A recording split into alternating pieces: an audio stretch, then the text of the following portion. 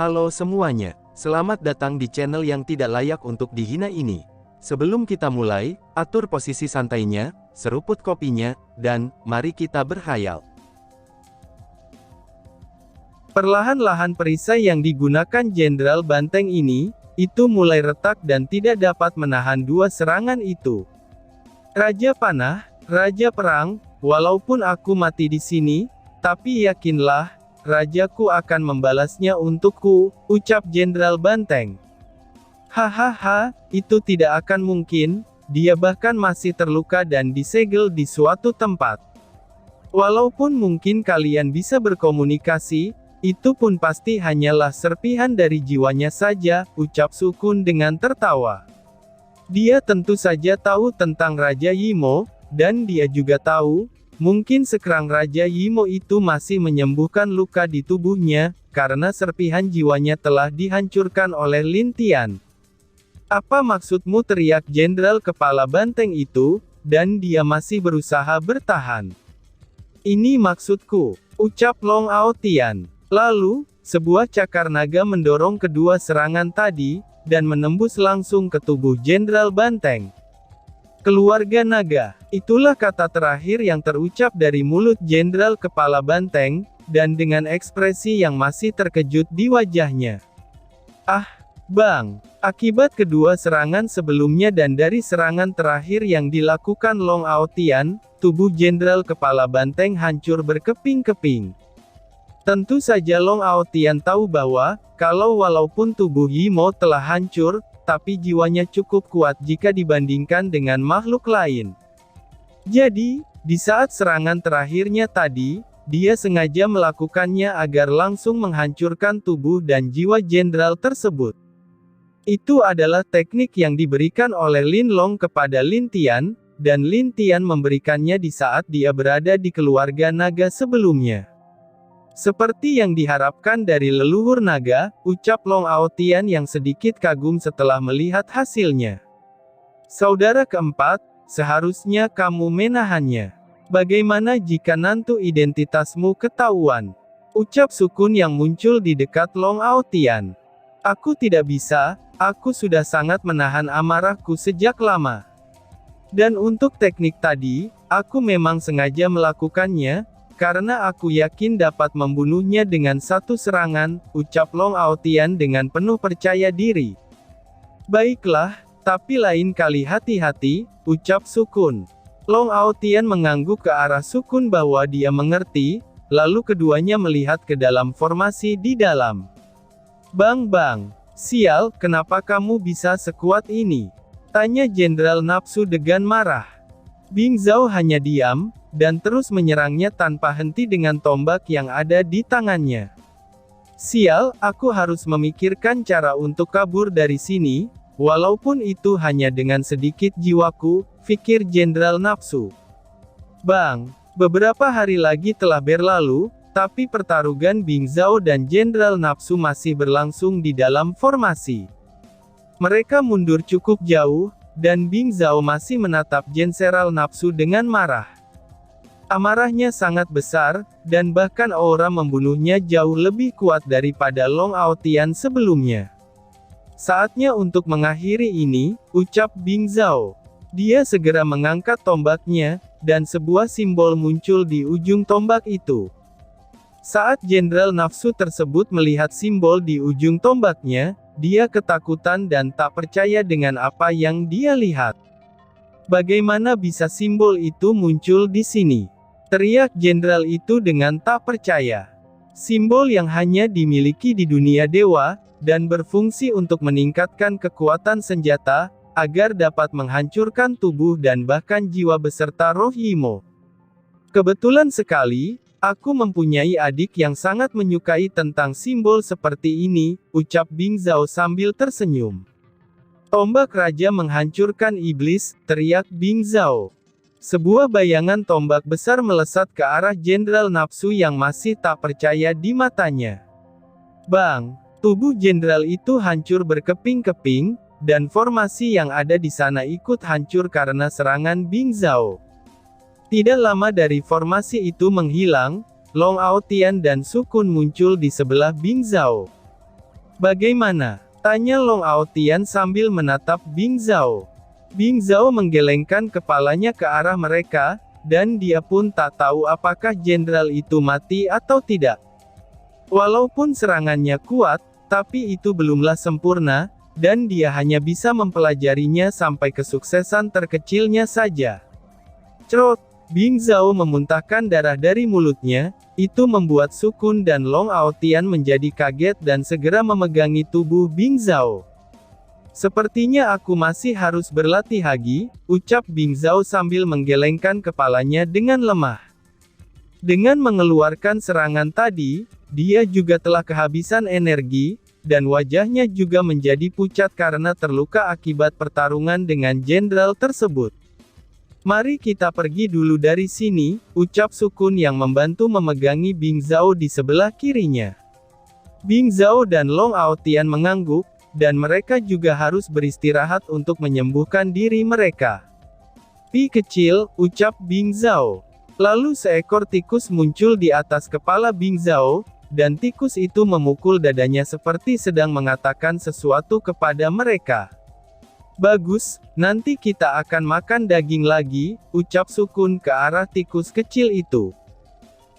Tikus itu gembira dan meloncat-loncat di kepala Bing Zhao. Ketiganya tertawa sambil terbang keluar dari tempat tersebut, tapi tepat di bawah di sela-sela batu besar, sebuah kabut keluar dari sana yang membentuk jiwa. Jiwa itu ternyata adalah Jenderal Nafsu, dan dia menatap ketiga orang tadi dengan marah.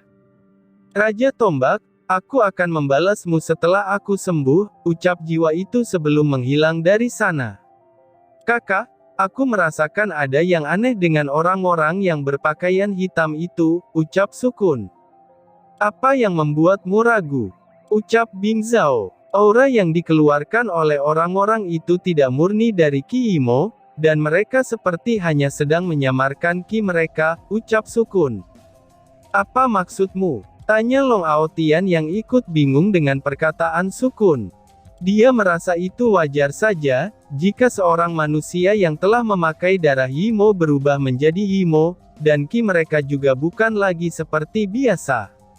Aku merasa orang-orang itu masihlah manusia seperti kita, ucap Sukun dengan serius. Tanpa melihat keterkejutan keduanya, dia menceritakan beberapa hal yang dia temui saat melawan para pasukan Yimo sebelumnya. Mendengarkan penjelasan Sukun, keduanya terkejut. Baik dia maupun Long Aotian, mereka tidak terlalu memperhatikan hal tersebut di saat sebelumnya. Jika itu benar, maka memang ada ikut campur tangan sekte super atau keluarga tersembunyi lainnya. Karena jika tidak ada banyak kekuatan yang sekuat para pasukan Yimo seperti tadi, ucap Bing Zhao dengan serius. Iya saudara, pertama benar. Hal ini harus dilaporkan ke sekte dan juga Lin Tian, ucap Long Aotian. Keduanya setuju dan mengangguk, lalu Sukun mengirim sebuah pesan melalui bola pesannya. Sepertinya besok pertandingan besar akan dimulai, ucap Long Aotian sambil tersenyum. Iya, aku juga penasaran, apa ujian yang akan diberikan adik kecil ini, ucap Bing Zhao dengan wajah penuh senyum. Kakak, kamu sudah memiliki adik kecil lain, jadi jangan memanggilnya adik kecil lagi. Bentak Long Aotian sambil bercanda. Mendengar itu, ketiganya tertawa keras di dalam goa tempat mereka beristirahat. Dan setelah cukup lama, mereka mulai berkultivasi.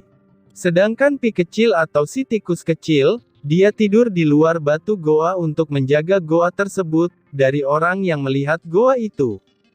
Cerita berpindah. Krek krek krek. Telur yang telah Lin Tian berikan energinya selama hampir 3 minggu, itu sudah mulai retak. Dan tidak lama setelah itu, retakannya melebar, dan sebuah kepala muncul seperti kepala singa, tapi memiliki 2 tanduk di kepalanya.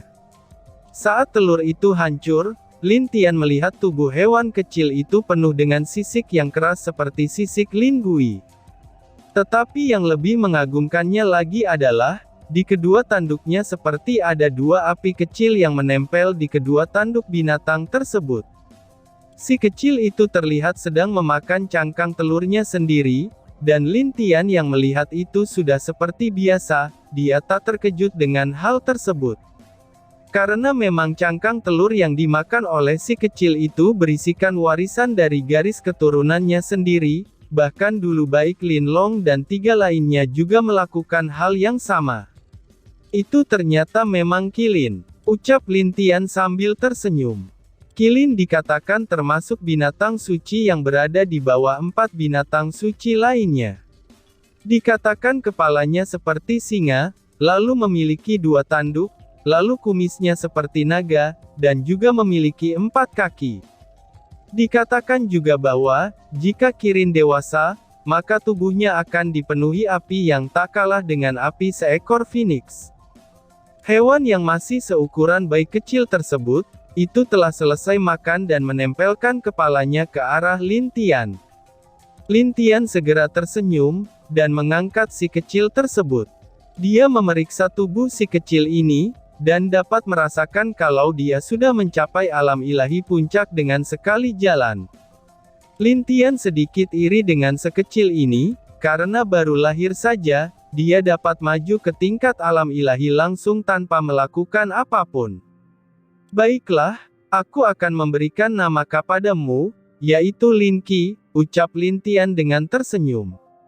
Si kecil yang mendengar nama Lin Qi merasa senang dan bahagia, dan dia menggerakkan kakinya karena sangat bahagia setelah Lin Tian memberikan nama kepadanya.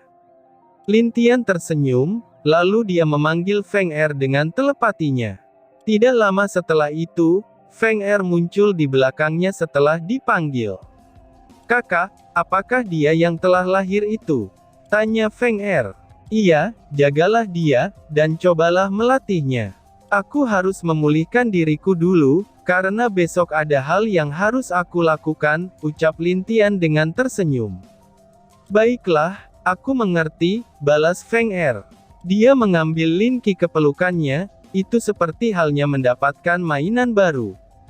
Dia lalu pergi mengajak si kecil tadi berjalan keluar dari tempat tadi, sedangkan Lin Tian menutup matanya. Tak perlu menunggu lama, roh Lin Tian telah kembali ke tubuhnya sendiri, tapi terlihat jelas di wajahnya ada tanda-tanda kelelahan. Aku harus pulih sesegera mungkin," ucap Lin Tian. Dia langsung menelan sebuah pil, dan menutup matanya lagi di dalam kamarnya sendiri, dan tidak ada yang mengganggu Lin Tian di kamar itu. Di kota langit, orang-orang di sana semakin bertambah setiap harinya. Bahkan hampir seluruh sekte, keluarga kecil sampai keluarga besar yang telah datang ke kota langit, itu ada yang ingin menyaksikan acara itu secara langsung, dan ada banyak pemuda yang ingin mencoba ikut acara tersebut. Di aula sekte langit, bagaimana tempat acara berlangsung bagi para penonton? Ucap Bing Yang.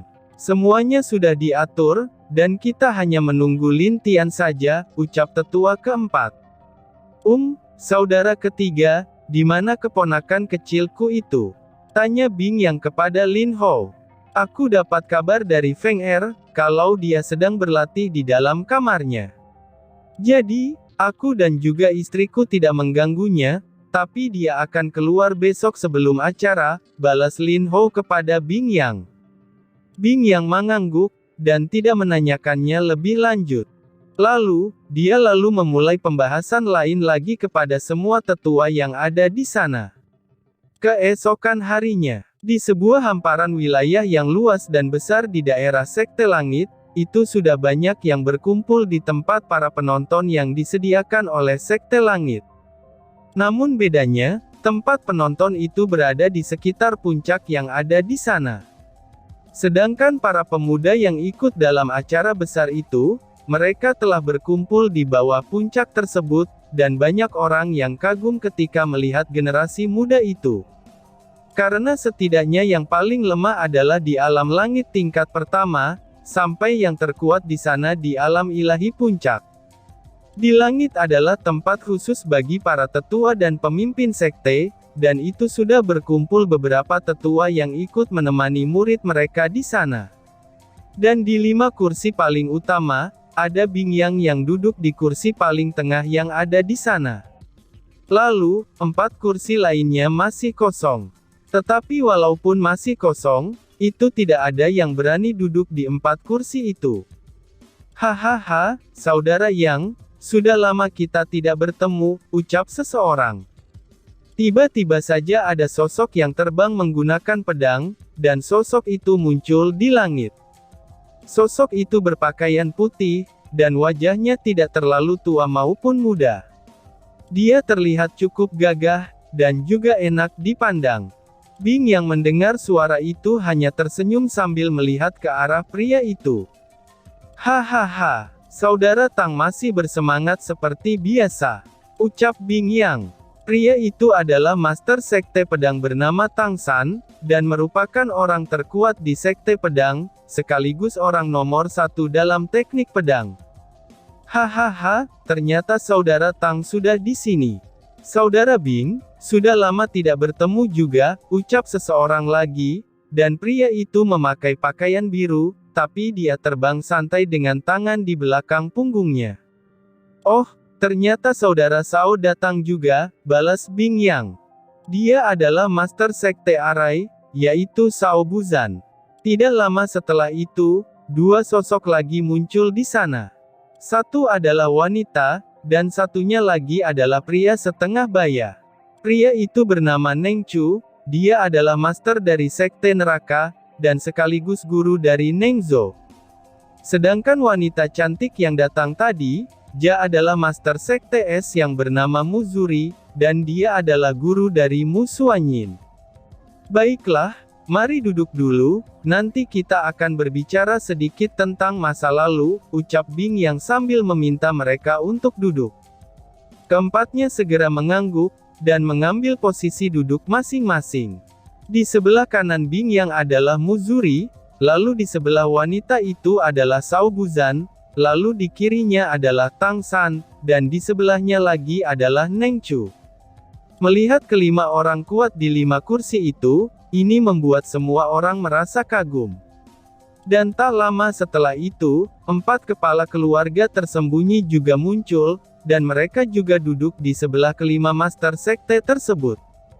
Hari sudah mulai siang, dan semua orang sudah menunggu. Tetapi anehnya, tidak ada pengumuman dari Bing Yang tentang kapan acaranya akan dimulai. Saudara Bing, kenapa acaranya belum dimulai?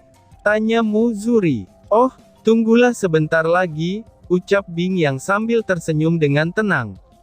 Semua pemimpin di sana kebingungan dengan apa yang ditunggu oleh Bing Yang, tapi tidak ada yang bertanya lagi dan hanya diam menunggu. Dan tiba-tiba saja bersambung. Sekian dan terima kasih banyak.